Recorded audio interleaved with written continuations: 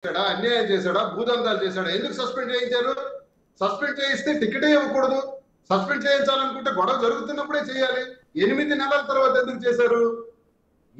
ఇది నేను ప్రశ్నిస్తాను కాబట్టి, ఇలా ఉంటాను కాబట్టి. నేను అచ్చెన్నాయుడిని విమర్శించడం, ఎర్రన్నాయుడిని విమర్శించడం, ధర్మారాన్ని విమర్శించడం ఇది మొదటి కాదండి. Since 20 years I have been commenting them. చెప్తున్నాను కదా, 2009లోనే కేడీ బ్రదర్స్ అని పేరు పెట్టిందే నేను ఈ జిల్లా. అది మా జిల్లాలో మీరు ఎక్కడ అడిగినా చెప్తారు అన్నమాట. అంటే మీరు అట్లాగా సార్, కింజారప్ ఫ్యామిలీ అంటే అచ్చెన్నాయుడు ఫ్యామిలీకి ధర్మాన ఫ్యామిలీకి చాలా క్లోజ్ రిలేషన్ ఉంది. ఇద్దరు ఒకే సామాజిక వర్గం, అంటే కొప్పుల వేలవ సామాజిక వర్గం అని మీ ఉద్దేశం. సో వీళ్ళిద్దరూ కులగజ్జితో ఇట్లా చేస్తున్నారు అంటున్నారు. కానీ ధర్మాన కృష్ణదాస్ గారు 2014, 2018 వరకు అనుకుంటా కదా మంత్రిగా ఉన్నది. తర్వాత ఆయన ధర్మాన ప్రసాద్ గారికి ఇచ్చినట్టున్నారు, ఆయన తప్పించి. ఆ బ్రదర్స్ ఇద్దరు మంత్రులుగా ఉన్న సమయంలోనే అచ్చెన్నాయుడిని సంథింగ్ ఒక కేసు కార్మిక శాఖ మంత్రిగా గతంలో పనిచేసినప్పుడు ఏదో అక్రమాలు జరిగాయని ఆయన ఫైల్స్ ఆపరేషన్ చేయించుకున్నా కూడా, నానా ఇబ్బంది పడుతున్నా కూడా మొత్తం పోలీస్ వెహికల్లో రాష్ట్రం అంతా తిప్పారు, 30 తిప్పలు పెట్టారు కదా ఆ రోజు. సో మీరన్న ఈ రిలేషన్ వాళ్ళిద్దరి మధ్య ఉంటే వాళ్ళ శాఖ లేకపోతే వాళ్ళకి ఏమైనా సంబంధం అయిందా? వాళ్ళకి సంబంధం లేదు. వాళ్ళు దాన్ని వ్యతిరేకించారు. ఆ రోజు అరెస్ట్ చాలా బాధపడిపోయారు, మదనపడ్డారు, ఏడ్చారు. అవునా? అంత రిలేషన్స్ వాళ్ళని. నాకు తెలుసు కదా జిల్లాలో ఏం జరిగింది. అచ్చెన్నాయుడిని అరెస్ట్ చేసినప్పుడు ధర్మాన ప్రసాద్, కృష్ణదాస్ ఏడ్చారు. వాళ్ళ కేసులు వాళ్ళకు ఉన్నటువంటి చట్ట ప్రకారం జరిగినటువంటి అరెస్టులు అవి తప్ప, దానికి చంద్రబాబు ఎవరిది ధర్మాన ప్రసాద్, కృష్ణదాసులు చేయించింది కాదు. నేను అనేది శ్రీనివాస్ గారు వాళ్ళు చేయించారని కాదు. నేను అనేది ఏంటంటే ఆ జిల్లా రాజకీయాలని 2014-19 మధ్య అంటే జగన్ సీఎంగా ఉన్న సమయంలో వాళ్ళు శాసించారు. ఇద్దరు అన్నదమ్ములు మంత్రులుగా ఉన్నారు. ఒకవేళ అచ్చెన్నాయుడితో వాళ్ళకి అంత బలీయమైన బంధం ఉంటే ఆ రకంగా ఇబ్బందులు పెట్టినప్పుడు జగన్ గారిని క్వశ్చన్ చేసే అవకాశం ఉంటుంది, ఆయన కాపాడే ప్రయత్నం చేసి ఉండాలి. ఏమీ చేయలేదు కదా అని. సార్ అయితే మీకు కొన్ని ఎవిడెన్స్ ఇవ్వాలి. అయితే నేను ఇప్పుడు వైసీపీ అధికారంలో ఉండేటప్పుడు ధర్మాన ప్రసాద్ ఒక పెద్ద లేఅవుట్ వేసాడు. శ్రీకాకుళంలో ఒక మెడికల్ కాలేజ్ ఉంది. ఆ మెడికల్ కాలేజ్ రాగోలు అంటారు. ఆ మెడికల్ కాలేజ్ వెనక చాలా పెద్ద లేఅవుట్ వేసాడు. ప్రభుత్వ భూమి కూడా ఆక్రమించి ఎలాగో చేశాడు. మరి అదే లేఅవుట్కి కూటమి ప్రభుత్వం వచ్చిన తర్వాత అచ్చెన్నాయుడు 2.5 కోట్ల రూపాయలతో తార్ రోడ్డు వేయించాడు. అక్కడ ఒక ఇల్లు కూడా లేదు, ఒక ఊరు కూడా లేదు, కేవలం లేఅవుట్ మాత్రమే. ఎందుకు వేయించాడు? నంబర్ 1. ఉదాహరణకి మీకు చెప్తున్నా. నెంబర్ 2, టెక్కలిలో సుమారు 70-80 కోట్ల రూపాయల విలువైన స్వర్ణకారుల యొక్క స్థలం. ఆ స్థలం ఇండస్ట్రియల్ ల్యాండ్ అని గత ప్రభుత్వంలో చేసి మొత్తం ఫెన్సింగ్ వేసి అది ప్రభుత్వ భూమి ఇండస్ట్రియల్ ల్యాండ్ అని డిక్లేర్ చేసి 22A పెడితే రెవెన్యూ మినిస్టర్ ధర్మాన ప్రసాద్ ఆఖరి రోజుల్లో 22A నుంచి తీసేస్తే అచ్చెన్నాయుడు ఎన్నికలకు ముందు మాట చెప్పాడు, అదే స్థలాన్ని తాజ్ మహల్ కట్టిన ఎర్రగొట్టేసి ప్రభుత్వ ఆఫీసులు కడతాను అని చెప్పాడు. ఒక్కసారి మీ బిగ్ టీవీకి సంబంధించిన కెమెరామ్యాన్ కి నేను చెప్పిన స్థలం దగ్గరికి టెక్కల్ నడిబొడ్డులో సుమారు 70 కోట్లు విలువైన స్థలం ఒక్కసారి చూడండి. పెద్ద కాంపౌండ్ వాల్స్ కట్టారు. ఆ స్థలం ధర్మాన ప్రసాద్. ఇండస్ట్రియల్ ల్యాండ్ స్వర్ణకారుల నుంచి ధర్మాన ప్రసాద్ ఆక్రమిస్తే ఈ రోజు అచ్చెన్నాయుడు ప్రొటెక్ట్ చేస్తున్నాడు. ఈ ప్రభుత్వంలో దమ్ముంటే 1.5 సంవత్సరం క్రితం అచ్చెన్నాయుడు చెప్పాడు కదా, ఆ స్థలం మీద ఎటువంటి కట్టడాలున్నా కూల్చేసి ప్రభుత్వ ఆఫీసులు కడతానని. మరి ఎందుకు సార్ కాంపౌండ్ వాళ్ళు కట్టి ధర్మాన ప్రసాద్కి అప్పనంగా చెప్పాడు టెక్కల్ నడి రోడ్డులో? ఎందుకు సార్ దాని మీద యాక్షన్ తీసుకోవట్లేదు? 2 ఉదాహరణలు. ఇలాంటి ఉదాహరణలు కోకొల్లలు చెప్తా, ఎన్నో ఉన్నాయి. కానీ ఇందాక ఇంట్రెస్టింగ్ పాయింట్ ఒకటి అన్నారు, అచ్చెన్నాయుడిని అరెస్ట్ చేసినప్పుడు ధర్మాన బ్రదర్స్ ఇద్దరు కూడా కన్నీళ్లు పెట్టుకుని ఏడ్చారు, బాధపడ్డారు, మదనపడ్డారు అని. బాధపడ్డారు, నిజం. ఇది మా జిల్లాలో అందరికీ తెలుసు, నిజమేనండి ఇది. అంటే అది మీ జిల్లాకు పరిమితం అయింది, కానీ మేము పక్క జిల్లాల్లో ఉన్నవాళ్ళం కాబట్టి మాకు ఐడియా లేదు. నిజానికి ఇది ఇంట్రెస్టింగ్ ఎలిమెంట్ యాక్చువల్లీ.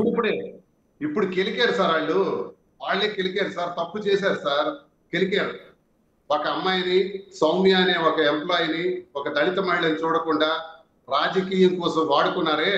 వాడుకొని కోనరాల మీద దాడి చేయాలనే ఉద్దేశంతో కులం మీద దాడి చేశారే.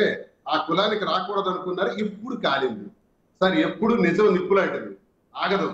ఈ రోజు అది నిప్పు రూపంలో నుంచి మళ్ళీ విస్ఫోటన రూపంలోకి వస్తుంది.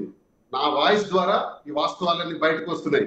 మా జిల్లా ప్రజలందరూ కూడా ఒకటే అంటున్నారు, శ్రీనివాస్ చెప్పిన మాట రైట్. మనం అందరం చెప్పొచ్చు, చెప్పలేకపోవచ్చు. అతను చెప్తున్నటువంటి మాట రైట్. అందరికీ నష్టం జరుగుతుంది వీళ్ళ వల్లని గోడే కూస్తున్నారు. మీరు చేసిన ఆరోపణ శ్రీనివాస్ గారు, మీరు చేసిన 2 ఆరోపణలు మామూలు విషయాలు కాదు ఇవి. ఇవి గనక ఇంటెలిజెన్స్ రిపోర్ట్ తెప్పించుకుని తెలుగుదేశం పార్టీ అధిష్టానం కనుక ఆ రిపోర్ట్ని చదివితే చాలా సంచలనమైన నిర్ణయాలు తీసుకోవాల్సి ఉంటుంది. ఒకటి అచ్చెన్నాయుడు మంత్రి అయిన తర్వాత ధర్మాన ఫ్యామిలీకి ఈ రకమైన మేలు చేస్తున్నారు అనేది నిన్నటి వరకు మీరు అదే పార్టీలో కొనసాగి సస్పెన్షన్ గురైన మీరు చెప్తూ ఉంటే నిజంగా దాన్ని ఎవరు పరిగణలోకి తీసుకోవాల్సిందే. ఎందుకంటే మీరు బయట వ్యక్తి అయితే ఎవరు నమ్మరు, మీరు అదే వైఎస్ఆర్ పార్టీ నుంచి వచ్చారు కాబట్టి. ఒకటి, శ్రీకాకుళంలో ఆయన వేసిన వెంచర్కి ఈయన కోట్ల రూపాయల నిధులతో రోడ్డు వేయించటం. రెండోది, టెక్కలిలో ధర్మాన ప్రసాద్కి సంబంధించిన ల్యాండ్ను ప్రొటెక్ట్ చేయటం. ఇవన్నీ ఇంటెలిజెన్స్ ద్వారా పార్టీ అధిష్టానానికి తెలియదంటారా? మీ బిగ్ టీవీ కెమెరాని ఇప్పుడే పంపించండి సార్. నేను చెప్పిన 2 ఎవిడెన్స్ల మీద, 2 సాక్ష్యాల మీద అబద్ధం అయితే నన్ను ప్రశ్నించండి సార్. ఓకే, చూపించండి, ఇప్పుడే చూపించండి. ఇప్పుడు మీరు వెంటనే పంపించి విజువల్స్ తీసుకోండి. ఆ భూమి ఎలా ఆక్రమించారో టెక్కల్లో చూడండి, రోడ్డు ఎలా వేసారో లేఅవుట్ చూడండి. ఇంకా చాంతాడంత లిస్ట్ ఉంది, చెప్తా, అవన్నీ కూడా చెప్తాయి. టైం లైవ్ లో చాలు, స్టూడియోకి వచ్చి చెప్తా. Yes sir. అంటే ఇప్పుడు కోన రవికుమార్ మీద అచ్చెన్నాయుడు గారు కుట్ర చేశారు అనేది రెగ్యులర్ పొలిటికల్ అలిగేషనా? అంటే మీకు ఆయన మీద ఉన్న పొలిటికల్ గ్రిడ్జ్తో చేస్తున్న ఆరోపణ అనుకోవాలా? నిజంగా మీ దగ్గర ఎవిడెన్స్ ఏమైనా ఉందా అని?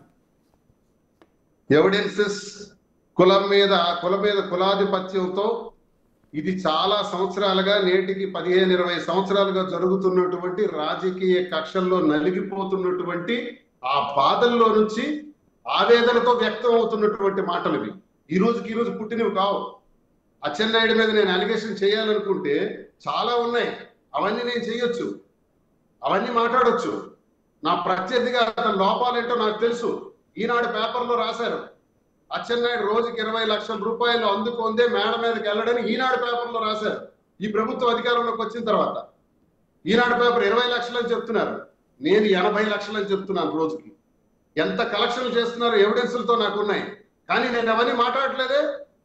అవన్నీ మాట్లాడాల్సి వస్తే నా శత్రువు పరంగా, నా శత్రువు నా మీద పోటీ చేసిన వ్యక్తి కాబట్టి నేను అవన్నీ మాట్లాడగలను.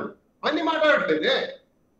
నాకు శత్రుత్వం ఉంటే అవన్నీ తీసుకొస్తాను కదా, శత్రుత్వంతో అవన్నీ వస్తాయి బయటికి. కానీ ఈ సబ్జెక్టు మీద ఎందుకు మాట్లాడుతున్నానంటే, 4 రోజులుగా జిల్లాలో జరుగుతున్న రచ్చ ఇది రాష్ట్రానికి పాకింది. ఒక ఎంప్లాయీకి ట్రాన్స్ఫర్ చేయటమే పెద్ద సబ్జెక్ట్ అయితే, అది కోన రవికుమార్ తప్పు అయితే, ఈ జిల్లాలో చేసిన 1.5 కాలంలో అచ్చెన్నాయుడు చేసిన ట్రాన్స్ఫర్లు సుమారు 700 పైన ఉన్నాయి.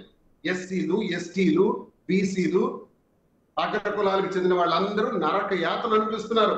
కుటుంబాలతో విడిచిపెట్టేసి అక్కడ అన్యం జిల్లాలోను, అరకు జిల్లాలోను నరక యాతన అనిపిస్తున్నారు.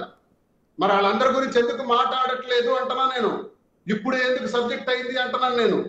ఇదేనా సబ్జెక్టు? ఇది కీలకమా? సౌమ్య సార్, ప్రిన్సిపల్ సౌమ్య గారు ఆవిడ కన్నీటి వేదన బిగ్ టీవీతో మాట్లాడినప్పుడు కావచ్చు, మిగిలిన ఛానల్స్తో మాట్లాడినప్పుడు ఆవిడ సూసైడ్ అటెంప్ట్ చేయటం, అది మీకు ఏం జెన్యూన్ అనిపించట్లేదా? సార్, సౌమ్య గారు సూసైడ్ అటెంప్ట్ చేయడాన్ని నేను చాలా చింతిస్తున్నాను. నా సోదరిమణిగా నేను భావిస్తూ, చెల్లమ్మ నువ్వు ఇలాంటి తప్పు చేయటం మంచిది కాదు,